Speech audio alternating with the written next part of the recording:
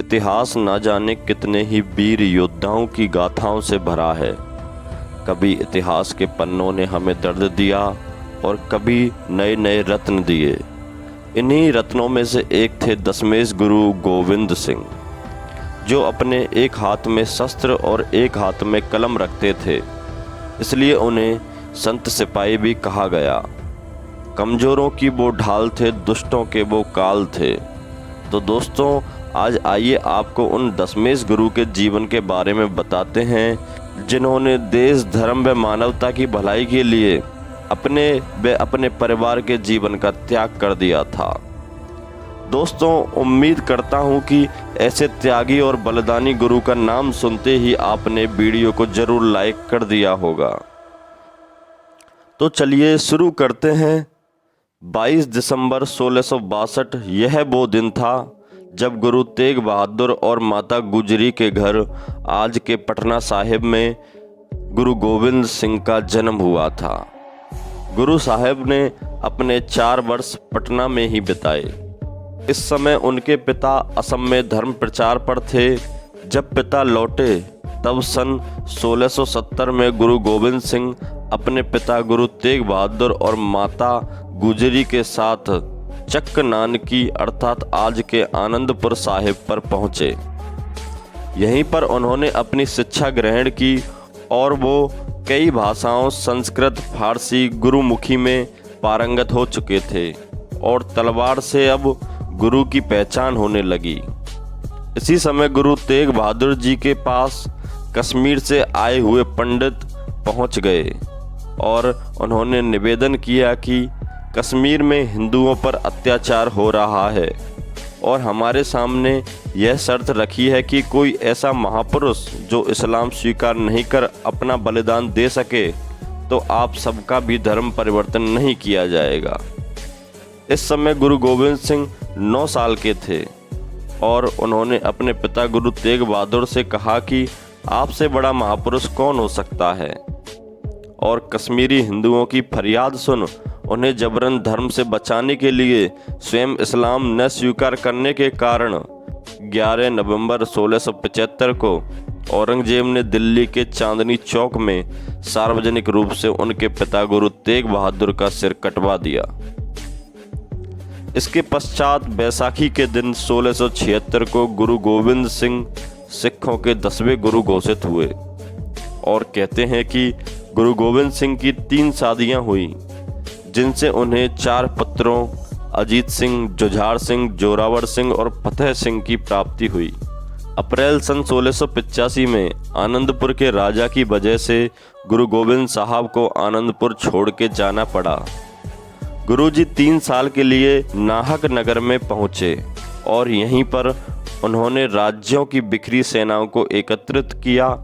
गुरुजी ने कहा कि तुम शत्रु की प्रतीक्षा क्यों करते हो, पहले तुम प्रतिघात करो। तो सबसे पहले इस नगर की मुगल चौकी पर हमला हुआ। सन 1687 में नादौन की लड़ाई हुई।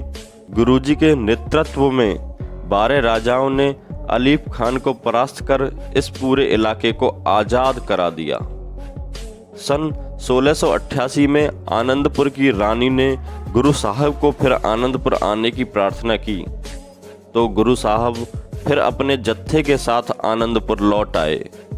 अगले 20 वर्ष उन्होंने आनंदपुर साहिब में ही बिताए और इन्हीं 20 वर्षों में उन्होंने युद्ध कला में महारत हासिल की और अपने सिंहों को भी योद्धा बनाया। कमजोरों को बल मिला, निर्बलों का पौरुष जाग उठा। गुरुजी की वाणी में इतनी शक्ति थी, वो भटके हुए को मार्ग दिखाने में सक्षम थे। गुरु महाराज की सेना संगठन के संदेश औरंगजेब तक पहुँचे तो उसने आदेश जारी किया कि सिखों को बड़ी तादाद में इकट्ठा होने से रोका जाए। तो फिर 1695 में दिलावर खान ने अपने बेटे हुसैन खान को आनंदपुर साहब पर हमला करने भेजा। मुगल सेना हार गई और हुसैन खान मारा गया। पहाड़ी क्षेत्र में ऐसे घटनाक्रम कई हुए और वो औरंगजेब की चिंता का कारण बन गए।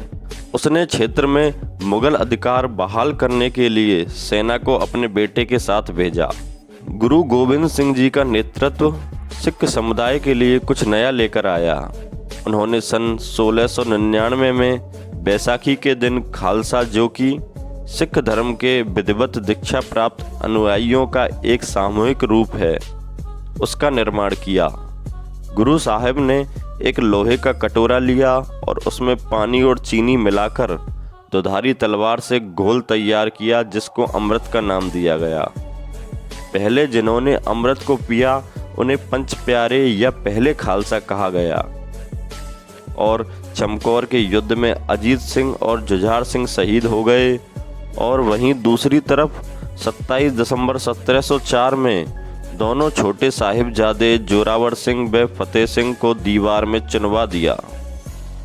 सन 1706 में औरंगजेब की मृत्यु हो गई और उसकी मृत्यु के पश्चात गुरुजी ने बहादुर शाह जफर को बादशाह बनाने में मदद की। गुरुजी और बहादुर शाह के संबंध अत्यंत मधुर थे, परंतु इन संबंधों से सरहिंद का नवाब वजीर खान चिढ़ता था। इसलिए उसने गुरुजी के पीछे हत्यारे लगा दिए और इन हत्यारों ने गुरुजी पर धोखे से घातक वार किया, जिससे 7 अक्टूबर 1708 में गुरुजी नांदेड़ साहिब में दिव्य ज्योति में लीन हो गए। और अंत समय में उन्होंने सिखों को गुरु ग्रंथ साहिब को अपना गुरु मानने को कहा और खुद भी माथा टेका। और जाते जाते गुरुजी मुगलों से लड़ने के लिए सिखों को एक ढाल दे गए। उसका नाम था बाबा बंदा बहादुर सिंह, जिनका जिक्र हम पहली ही वीडियो में कर चुके हैं।